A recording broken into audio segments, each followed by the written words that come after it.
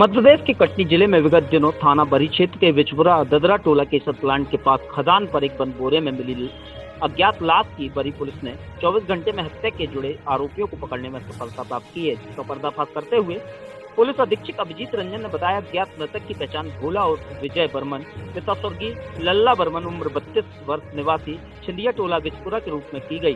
साथ ही अज्ञात आरोपियों की तलाश में क्षेत्र में अपने मुखबिर तंत्र फैलाए गए।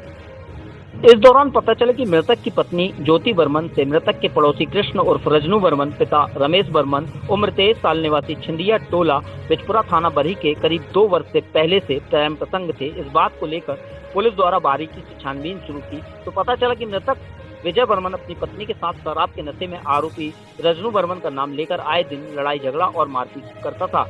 घटना के पूर्व मृतक द्वारा पत्नी ज्योति के साथ इसी बात से मारपीट की थी।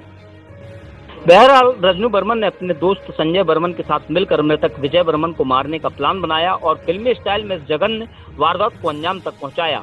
पुलिस ने घटना में प्रयुक्त एक चाकू, एक बांस का डंडा, आरोपी के खून से लगे कपड़े, फावड़ा, मोटरसाइकिल एवं मृतक की चप्पल बरामद की है।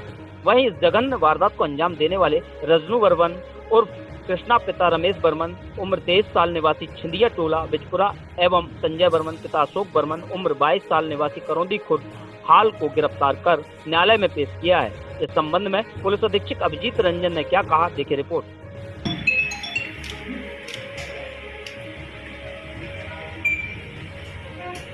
बताना चाहूँगा कि बरी थाना अंतर्गत बीजपुरा में एक क्रशर खदान के पास बोरे में बंद लाश 3 तारीख की रात्रि को मिला और 4 तारीख को प्रातः सभी लोगों को पता चला, आप लोगों को भी पता चला। और बड़े ही विवश तरीके से उसकी लाश जो है हाथ पर बंधा हुआ, चेहरा भी उसका बनियान से बंधा हुआ। एक चुनौतीपूर्ण हमारे लिए एक कार्य था कि लाश का आइडेंटिफिकेशन किया जाए। आइडेंटिफिकेशन तत्काल ही पुलिस के द्वारा की गई और ये व्यक्ति बिचपुरा के ही बगल के टोले का रहने वाला था। इसका नाम विजय बर्मन है। और आगे जब विवेचना आगे बढ़ी, हमारी टीम ने सरगर्मी से अज्ञात हमलावरों हत्यारों के खिलाफ कार्रवाई करना सुनिश्चित किया तो हमें यह ज्ञात हुआ कि उसी ग्राम के रहने वाले 2 युवक संजय और रजनू, इनके द्वारा विजय बर्मन की हत्या जो है वो 2 तारीख की रात्रि में की गई है। और पूरे घटनाक्रम पर जब गहरी निगाहें डाली गई तो यह बात स्पष्ट हुई कि रजनू के साथ मृतक की पत्नी का अवैध संबंध लगभग 2-2.5 साल से चल रहा था। और इस बात को लेकर के मृतक और उसकी पत्नी के बीच अक्सर विवाद हुआ करते थे, हाथापाई और मारपीट और बहस, ऐसी चीज़ें लगातार होती थी। और जिस दिन यह घटना हुई है उस दिन भी मृतक और उसकी पत्नी के बीच झगड़ा हुआ था, हाथापाई हुई थी। और इस बात से इसका जो प्रेमी है रजनू, वह आक्रोशित था। और फिर रजनू ने अपने मित्र संजय के साथ मिलकर के यह तय किया कि यह विजय बर्मन को ठिकाने लगाएगा।